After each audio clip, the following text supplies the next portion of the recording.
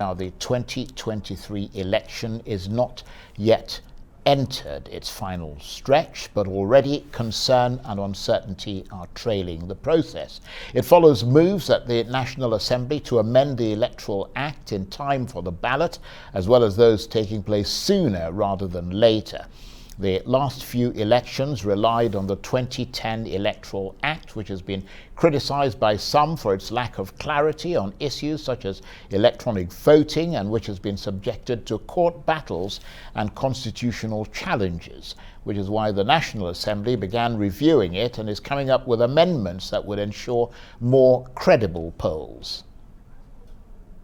The leadership of the National Assembly, led by the Senate President Ahmed Lawan and Speaker House of Representatives Femi Gbajabiamila, are the people responsible for obstructing the transmission of this bill to plenary for third reading and final passage. And we want them to tell Nigerians and show cause why Nigerians should not believe that they are part of a grand scheme to undermine the 2023 general election. Well, for more on the Electoral Act Amendment Bill, I'm joined now in the studio by the man you saw in that video, the civil rights activist and co-convener of the Center for Liberty, Ariyo Dare Atoye, who is currently championing the call for the immediate passage of a new Electoral Act in Nigeria. Thank you very much indeed for coming in. Oh, thank you for having me, Charles, and thank you for what you're doing here. Well, thank you for what you're doing as well. So bring us up to speed with where things are as far as this new electoral bill is concerned. Charles, I must tell you that we are deeply worried. We don't yet know what the current National Assembly is up to. You saw my statement there. It was born out of frustration. We believe that there's the leadership that should be interested in legacy, honor, and also showing fidelity to its own pledge to Nigerians. The President of the Senate on 9th December 2020, after much agitation, came before Nigerians and said, I made a pledge before you that we're going to pass this bill. We're not going to allow you to remind us. We're going to pass this honor before the 31st day of March 2021. Charles, today is, I think, the 16th of June 2021. That bill has not even been transmitted to plenary. I said today. So we are deeply worried.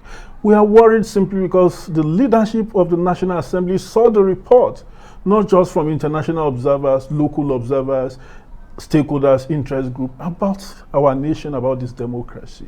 And we also know when things are bad, the National Assembly should be interested in giving Nigerians at least a part to be hopeful that we're going to have good governance, and as a prelude to that, you must create that political and electoral climate that is friendly, favorable for people to be able, to exercise their franchise. The reason why some of us are clamoring for this is simply because it's our nation. We want free, fair, and credible elections. Well, that sounds fair enough. But who do you hold responsible for the delay in the passage of this bill, which is obviously a very important piece of legislation indeed? Charles, absolutely, the two key stakeholders, the Speaker, House of Representatives Femi Gbajabiamila, and the President of the Senate, Dr. Ahmed Lawan. These two key officials, we hold them responsible. Yeah, but have they given reasons why there's been a delay? Charles, they came, they told Nigerians that they were going to pass this bill, or not before. Yeah, but he said that last year, before the second wave of COVID arrived. I mean, does that have anything to do with it? Yeah. I think the excuse. So the initial date was December 2020. Then that was affected by COVID. Everybody who is sensible enough, we know that COVID was actually responsible for that delay. But again, they came and told us they were going to give us this bill. And also, don't also forget that this is June. Last month, when we sustained the agitation, they also told us that this bill will be passed in June. In fact, they assured some foreign envoys that they are doing everything to pass this bill in June. Now, this same National Assembly has now adjourned, for a short recess, and they will not be resuming until the 29th of this month.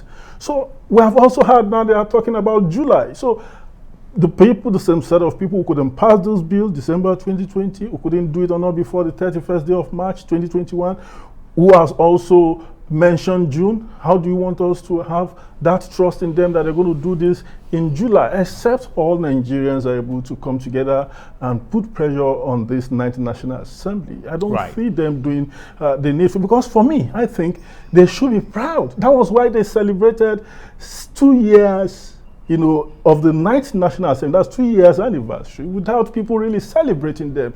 It was full of frustration for them, and they saw it, you know, from the comments and the opinions of Nigerians that you have not really done enough, because the most important piece of legislation today in Nigeria as a country, is the electoral bill that is pending before them. And Nigerians are just saying, give us this bill. Now, it's also so funny that we have an election coming in Anambra. We have elections, that's off-cycle elections. And based on the experience of what happened in 2015, if you remember when the card reader was introduced, and Jega told us how the card reader was going to work and all of that, but there was no legislation.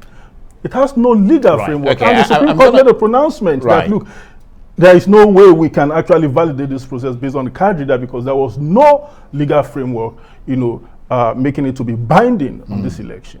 And hopefully we'll talk a little bit about that next election, because that's the next big election, the Anambra state election in November. But do you think, just listening to you, giving us your sort of assessment and sharing your concerns, that politicians are conspiring to prevent the new bill from being passed before the 2023 election? I mean, if so, why would they want to do that? Charles, one thing I don't do when I come on set, I don't like to deny Nigerians some of the things sometimes we say in private, the kind of opinion I hold, because Nigerians are part of, they know what some of these politicians are discussing.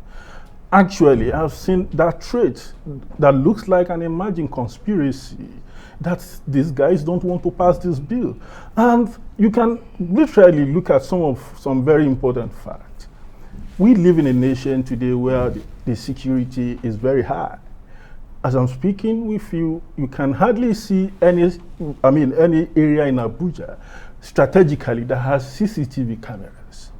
Now, it means that some people profit from impunity, from things going wrong, simply because they know if the system should work properly. Possibly it's not going to be in their own favor. So that's what I've seen here. If people, and I think probably what is actually agitating them is that, people have profited, for far too long from impunity, from a system that is awkward, from a system that is not transparent and accountable. It is going to be very difficult for them, really. Instead, we're able to push them, for them to understand that, look, this is a circle. One thing you don't know, even if you're out of office tomorrow, a bad system can still consume you. So that is exactly what we're trying to do, because there are not going to be any sort of mea culpa on the part of these guys, except we, as members of the civil society, for them to understand the pros and cons, and for them to also know that, look, this is about our nation. This is about Nigeria. You have children. We want a nation that we want to call our own. And look, Charles, the INEC will be starting the continuous voter registration probably in about, in less than two weeks, on the 20th of June. Look, the last election, less than 30 million Nigerians voted, out of over 80 million registered voters. So there is no guarantee. I'm also putting it to Nigerians for them to know, because I've seen some momentum that is building up, that people, and I'm talking about continuous voter registration, but there is no guarantee that even if we push the voters registration population of Nigerian accredited, voters, people are likely to vote to 100 million. There is no guarantee that we're going to get 25 million in the next election if we don't amend the Electoral Act. Right. So talking about that Electoral Act, the next big election in Nigeria, as you mentioned a short while ago, is the Anambra State governorship ballot, which is in November, 5 months or so from now. That's important, isn't it, as a way of testing the new reality that the new act will bring. Do you expect that it'll be passed by November? We hope so. I just met one But of... you need enough time between that and Absolutely. the election taking place. I think I just saw a friend before entering here, and he said he had a conversation with the Senate President that the man assured that this bill will be passed in July. INEC, you know, we've all criticized INEC at certain points. I think I've done that on this set, this studio. But I think with what we saw in Nasarawa, Edo, and Ondo State, INEC has demonstrated that commitment to using electronic transmission of results, which is one key provision that we are asking that this bill should validate. Now, we've seen that, but INEC only merely displayed its own capability to be able to do that. Had it been we ran into a problem with the outcome of the result, none of the political actors or political parties will have been able to rely on the results displayed on that dedicated website by INEC, because there is no legal provision sustaining what INEC has done. So INEC is also prepared, from what I've seen, for Anambra to also, ensure that these results are posted online. But there is no legal validation, except that is done in July, possibly. Then we also have to contend with also the president signing it. But we're a bit hopeful on two fronts. One, the kind of commitment the president has made to the chairman of INEC when they went to present the concern over the burning of INEC facilities all over the country. The president said, I'm going to give you everything that is required for you to have free, fair, and credible elections in 2023 and before then. It means that if the bill is before the National Assembly today and INEC can show faith that Mr. President, we need this bill, the president should sign it. And don't also forget, one of the reasons the last time the president refused to assent to this same bill that was passed record 4 times. That was in 2018. Yes, record 4 times by the 8th National Assembly led by Senator Bukola Saraki. You realize that the president at the last count said, look, I can't sign this bill simply because it's already close to elections, but if you want me to sign it, you can probably give me an undertaking that it has to start post 2019. So we have those two grounds, at our own our own power to be able to tell the president that, look, you've made this commitment to Nigeria. Well, let me ask you this: beyond when it is likely to be ready, are you confident that the new provisions contained in the bill will advance and improve Nigeria's electoral system? Yeah, absolutely. Reasonably, some of the provision, except the one on electronic transmission of results. The last version I saw, which about 2-3 weeks ago, simply gives INEC the discretionary power to determine any mode that is suitable in terms of how to transmit results, and that is not good enough for us. We can take the excuse of electronic voting that probably we don't have the infrastructure. But when it comes to transmission of results, INEC has already demonstrated its capacity to be able to do that, so the National Assembly has no any excuse.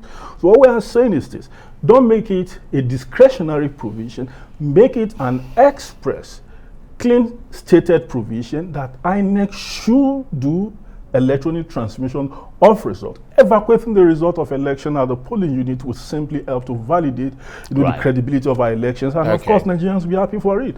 So still a bit of work to do on that front, but do stay with us. We want to talk with you some more. You're watching the Arise interview. Plenty more still ahead as we continue our look at the road to the 2023 elections in Nigeria. Stay with us.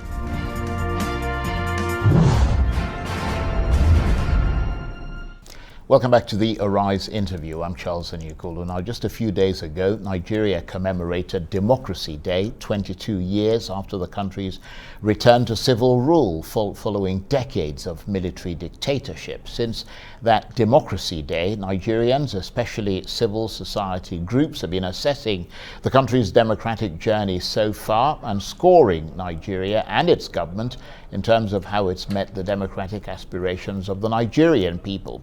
Not not surprisingly, there have been a lot of complaints about the failure of democratic institutions to take proper hold and about what many see as the deepening fault lines in the process of nation building. They say they want a new Electoral Act to be passed, one that would allow for the election of a new, more capable leader who will be a torch that will light the way out of the darkness for Nigerians. And the civil rights activist and co-convener of the Center for Liberty, Ariyo Dare Atoye, who's currently championing the call for the immediate passage of a new Electoral Act in Nigeria, is still with me in the studio. Thank you for staying with us. Oh, thank you, Charles. What's your assessment of how far Nigeria has come since the return to democracy in 1999? Charles, I won't say it's a big question, but I think I've been part of the process. I have been born before 1999, so, and I've also been an adult, before 1999. But I can tell you that it's been quite very challenging for us as a nation, and the indices are there, not exciting and very depressing in some cases. I know that the president went to Lagos to commission the train, Lagos to Ibadan axis, and I've seen also the train also working. So in terms of infrastructure, we can say we've not done too bad.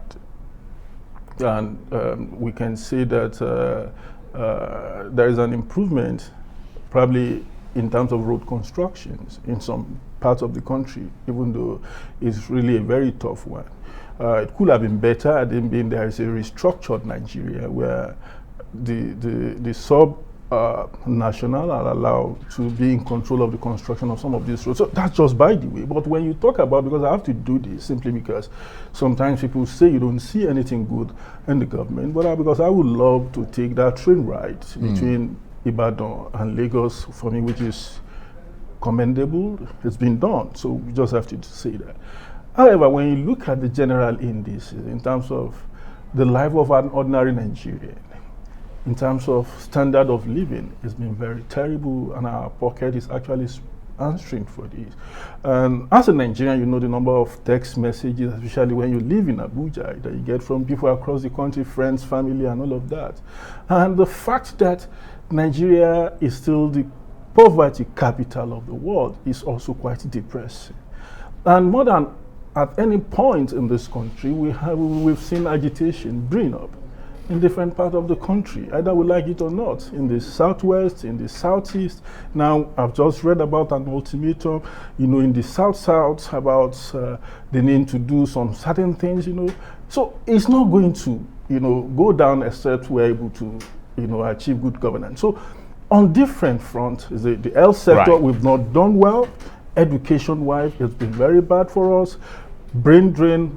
Everybody now wants to send their wards, out of the country to go and study. And when you look at even the sports sector, that used to be one major thing that excites Nigerians, has not been well attended to. So on all fronts, Charles, it's not that exciting. Bearing in mind that at the point in time we exited almost totally the debt, league. We had a president who pursued that vigorously.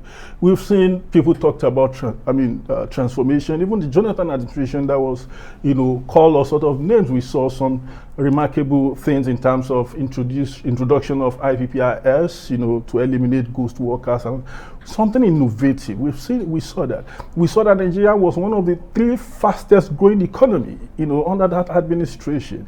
We know that. There will always be challenges in every country, but we should see that demonstrable power and courage on the part of the leadership, which is currently lacking. Currently, what we have is more like an absentee landlord who does knee-jerk response to issues when it's directly and you're directly criticizing President Buhari. Absolutely. He is the absentee landlord here. You were part of the June 12th protests. Absolutely. By that, I take that you mean the protest that took place a few days ago. Absolutely. And on Democracy Day, rather than the original protests in 1993. Yeah, I was part of the June 12, 2012 21 protests. That's a few days ago. Yes, in 1993, I was in Ekiti. I wasn't in Kano. I left Kano in 1991 due to the Kano riots. I left Kano. So, we protested to also show to Nigerians, to President Muhammadu Buhari, that all is not well. I saw his interview on Arise TV, and I listened to it, and it was not so exciting. And maybe you don't know, there was a trending video of one of your anchor person who listened to he listened and did like this and said, "Yeah, well, that was that was simply coincidence. I know it's a coincidence. I'm not validating that. We don't express our personal opinions. No. You see, people. Let me say with due respect, this is democracy. Either you are anchor man or reporter, you have the right to express your feelings. Well, I'm not saying that's the you don't take advantage of the fact that you're on air to express your opinion. What we try to do is to solicit the opinions of other people, or elicit their opinion, I agree with you. But and then assess that, analyze it. I agree with you totally, but it wasn't that exciting. And you know what? I didn't listen to it. That's the day it was aired. Why? Simply because I wasn't expecting anything that exciting. Okay, let's not dwell too much on the president's speech, because it's been dissected and analyzed quite a lot. We've got about 3 minutes before we have to end the chat, so I need to get to a number of things in your assessment of how far Nigeria has come. You're a civil society person. On the issue of corruption, do you think money is still being swindled from Nigeria's coffers, or have things improved on that front? I'm not seeing that much improvement. I think the EFCC chairman was on TV, and he expressed some grave concerns. And also, I think the biggest one, which I think the EFCC chairman and both the EFCC and the ICPC should be looking at, is the CBN. I commend the central bank. I commend the PDP governors who I think waking up now, from their slumber. I saw their recent release in Akwa Ibom, and I think if you remove the PDP governors, you would think that communique was issued by a group of civil society members. And I think the EFCC chairman should look at what is going on. The CBN has become something else. And when there is, when a system is operating in an opaque manner, it becomes so difficult for you to show accountability and transparency. Yeah, well, I mean, let's be circumspect about that, because I don't have any evidence, and you haven't presented. No, that's exactly why I said they should look towards that aspect. I mean, that institution, because we are not encouraged by what is going on, and not just that, including also at the subnational. I'm not saying the way they're spending money. No, I understand that. I need to get to this before we go. What about civil liberties and the things like freedom of expression? Is the space for expression more or less constricted today than it was 22 years ago? Absolutely, Charles. We have a government that is trying to look for every opportunity to gag freedom. For instance, just yesterday we got to know that there was going to be a public hearing today on reviewing the MBC Act. So this government has devised another means. If you're unable to present a brand new legislation, to regulate free speech, the social media, then you look for existing legislation and trying to probably amend it. We saw that with KAMA, the Company and Allied Matters Act. Now, again, the MBC Act is also being reviewed. So that is always a government that is actually I don't think it's a government that is interested in free speech. And we've seen it banned. Okay, I'm afraid we can't take that. We're literally out of time. But I want to thank you very much indeed. Ariyo Dare Atoye is a civil rights activist. Thank you very much. Thank you for having me, Charles. That's it for this edition of the Arise interview. Join us again tomorrow. From me and the entire team here in Abuja and the UK, bye-bye, and thank you for watching.